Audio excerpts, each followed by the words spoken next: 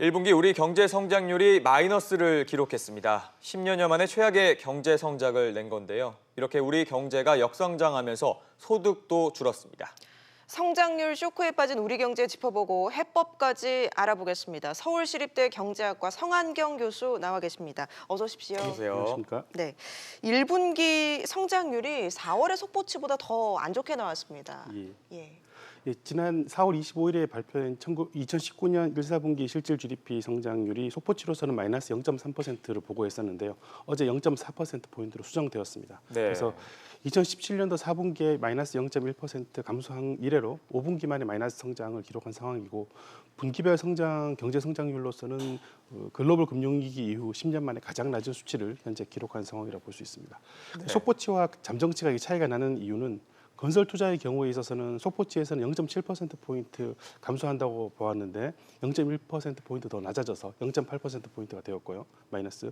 그리고 총 수출은 2.6%포인트 감소할 것으로 속보치에 예상되었습니다만 좀 많이 감소해서 3.2%포인트 감소했습니다. 그래서 또 속보치에서 나와 있긴 합니다만은 그 설비 투자는 무려 9.1%포인트 감소했고요. 그 예. 전체적으로 마이너스 성장을 이끌었다고 볼 수 있습니다.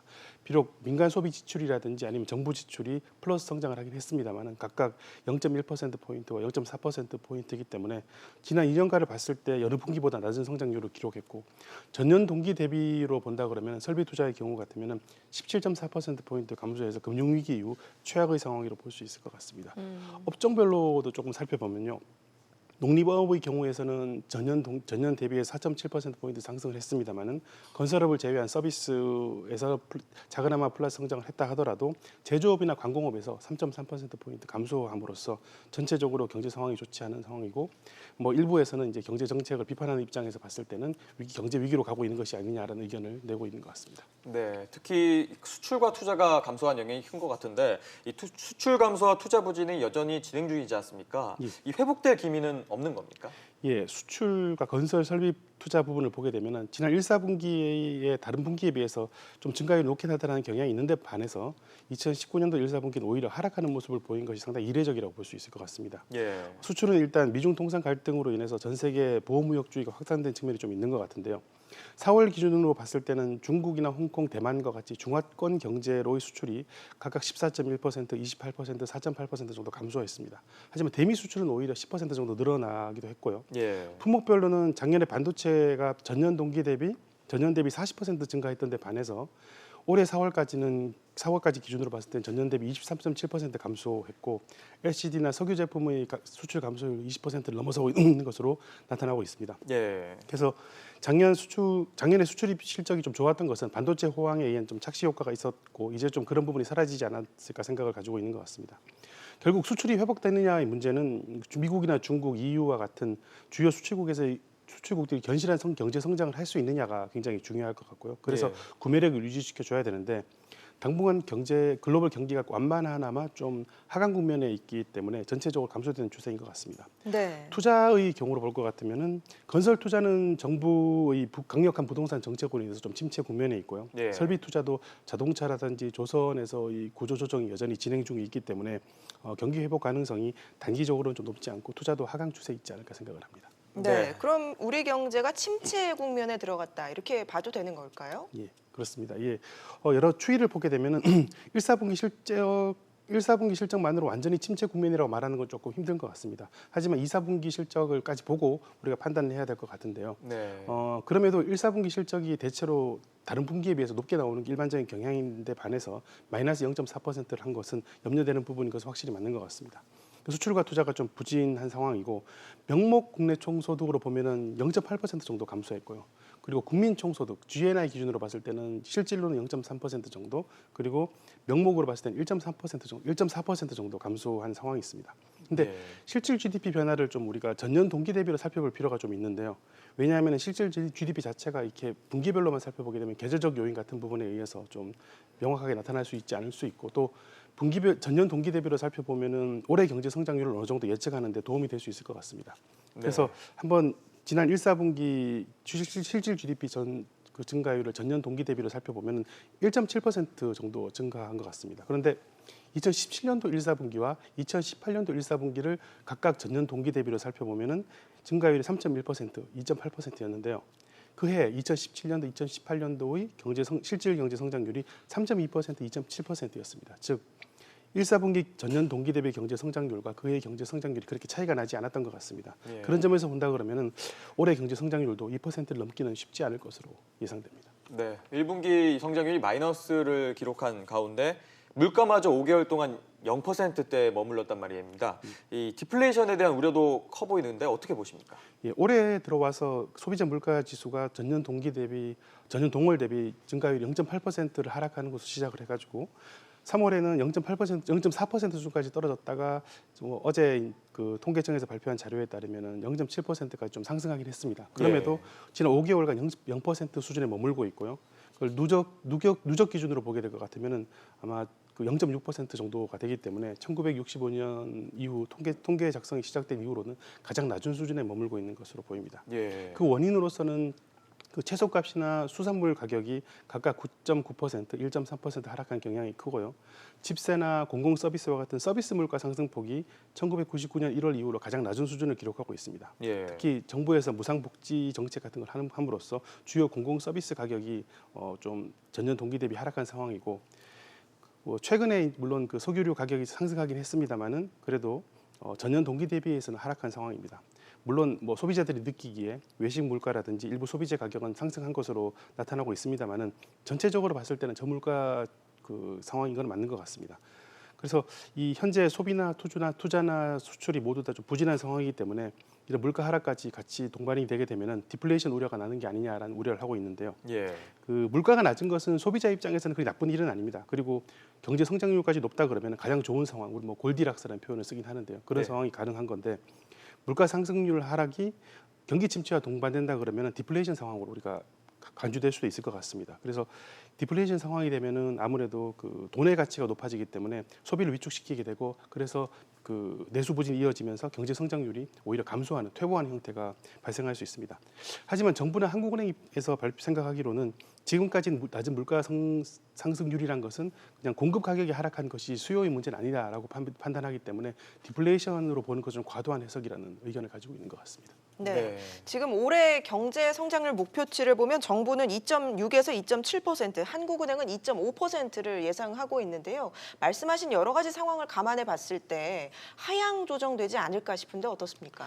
예, 말씀드린 것처럼 1사분기 실질 GDP 성장률이 전년 동기 대비 1.7%포인트인 것을 보고 그리고 2017년, 2018년 상황을 볼 것 같으면은 올해 경제 성장률이 1.7%에서 많이 벗어나긴 사실 쉽지 않을 것으로 예상이 됩니다. 그래서 예. 정부에서는 2.7%까지 예상을 했었고 한국은행도 2.5%까지 예상을 했었는데요. 그렇죠. 남은 분기 동안 그 정도 성장을 하려면은 매 분기 1% 이상 꾸준히 성장을 해줘야 되는데 그런 목표치 달성 가능성 거의 없다고 볼 수 있을 것 같습니다. 또 불과 이틀 전에 그 정경영 산하에 있는 한국경제연구원에서는 그 전망치를 2.4에서 2.2% 낮춘 바가 있고요. 한국은행도 7월달에 수정 전망치를 내놓을 때 좀 낮추지 않을까 생각을 하고 있고 많은 기관들이 아마 2, 4분기 성장률 속보치가 나오게 되면 그걸 활용해서 경제 성장률을 좀 낮추지 않을까 생각하고 있습니다. 네. 네, 자, 민간 연구기관들은 더 비관적인 전망을 좀 내놓고 있는데요. 이 KDI가 내년 성장률을 1%라고 전망한 가운데 2030년의 장제 성장률이 1%대로 떨어질 것이다 이런 전망도 나오고 있습니다. 그만큼 성장의 한계가 다다랐다 이렇게 볼 수 있을까요? 예, 좀 그런 측면이 있는 것 같습니다. 지난 5월 16일에 KDI에서 글로벌 금융 위기 이후 우리 경제의 성장률 둔화와 장기 전망이라는 보고서를 발표했었는데요. 그 보고서에서 2011년에서 2018년까지 연평균 성장률이 3% 수준에 머물러 있는 것은 그냥 일시적인 침체가 아니고 아마 추세적인 하락이 아닌가라고 판단을 하는 것 같습니다. 특히 예.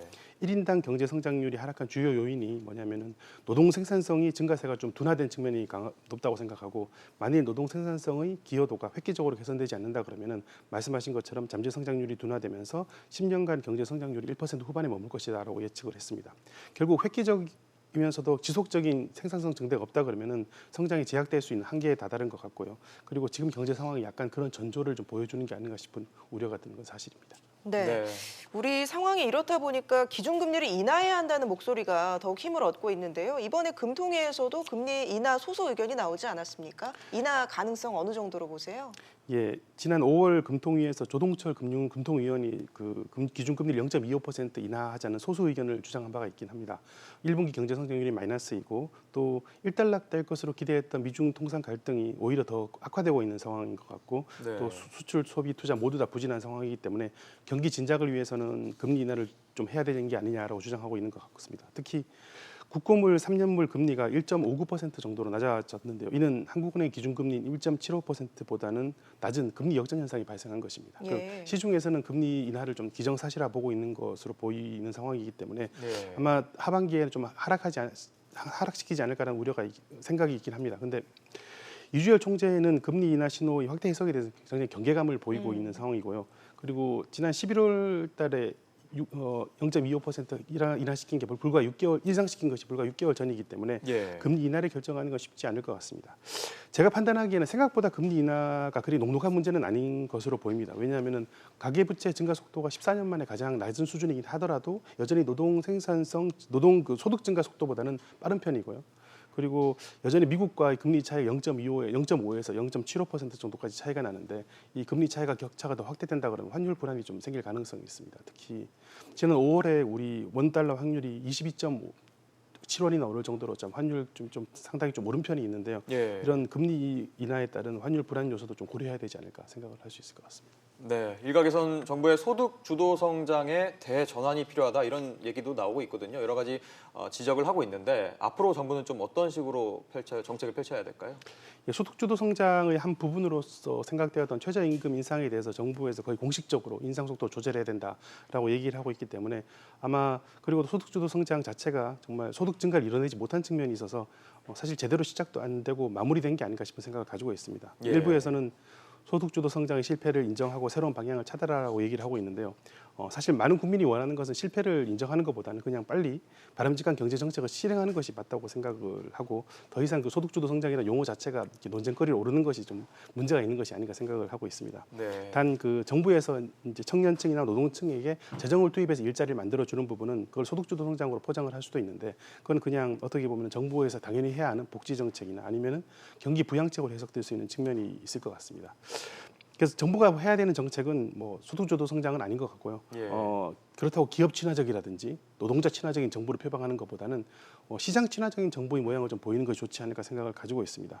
이게 시장 친화적이라는 표현이 잘못 해석이 되면은 마치 대기업과 중소기업 간의 불공정 경쟁을 인정하자는 얘기인데 네. 절대 그런 상황은 아니고 그 시장에서 어떤 특정한 기업이 시장을 독과점하는 것을 막기 위한 노력도 다 포함되는 부분이 바로 경쟁적인 시장 친화적 정책이라고 생각을 합니다. 예. 때로는 뭐 정부 입장에서야 적극적인 재정 정책도 펼쳐야 되고 복지 정책도 펼쳐야 되지만은 기업이나 소비자 입장에서 경제적 이해관계나 원칙이 심대히 왜곡되는 정책 같은 부분은 바로잡아야 되기 위한 노력을 강하게 보여야 될 것 같고 네. 그렇게 함으로써 기업의 경쟁적인 투자를 활성화시켜서 생산 성장률을 높이는 방향으로 이끌 수 있지 않을까 생각을 하고 있습니다. 네. 알겠습니다. 지금까지 서울시립대 경제학부 성한경 교수와 함께했습니다. 말씀 고맙습니다. 고맙습니다. 감사합니다.